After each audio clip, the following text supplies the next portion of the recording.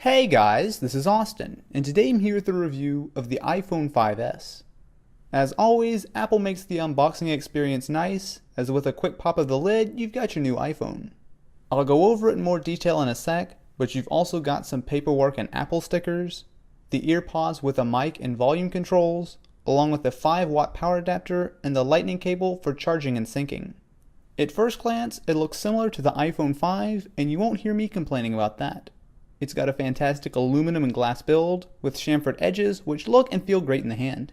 The biggest physical difference is with the home button. Apple has included a fingerprint scanner in it this time around, and Touch ID is one of the coolest features of the new iPhone. After a quick setup to teach the phone your finger, you can then unlock the phone just by pressing your finger against the home button. Not only is it much quicker than typing in a passcode, but you can also register up to 5 fingers if you want to let someone else use your phone, for example. It also works to let you purchase apps by tapping your finger on the home button, and it's a feature I'd love to see expanded in more places. The iPhone 5S also comes pre-installed with iOS 7, which is the first major overhaul since 2007. It's a good upgrade in my opinion. The entire operating system has a fresh coat of paint with lots of transparency and new animations. There are a few rough edges here and there, and some animations just take too long, but it nicely shows off one of the big improvements of the 5S, the Apple A7 processor. Put simply, it's the fastest phone I've ever used. Everything from multitasking to web browsing is buttery smooth, and even while installing apps, uploading pictures, and multitasking several apps at once, I still couldn't get it to stutter. The benchmarks back this up. Thanks to the new 64-bit CPU and beefier graphics, it doubles the performance of the iPhone 5 and 5C, and even outspeeds other Android and Windows phones. The camera has also seen a fairly major upgrade this year. While it's still an 8-megapixel shooter, the sensor is 15% larger thanks to bigger individual pixels, and it's really only second to the Lumia 1020 when it comes to image quality. Some of the pictures from the phone are flat out awesome, with incredible color and detail.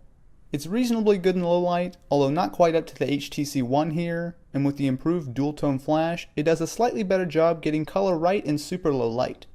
The camera interface is fast and responsive, with a slider to pick what mode you want to shoot in, including a super fast burst mode. You just hold down the shutter and it will fire 10 frames per second for as long as you like, and then you can just keep the best few pictures or use all of them if you want. Video is also solid. Since there's no optical image stabilization, it's not as smooth as it could be, but if you've got a steady hand, it takes some of the best 1080p video you can get on a smartphone. A new trick is a 120 frames per second slow motion video mode at 720p. I thought it would be a gimmick at first, but it's actually really cool.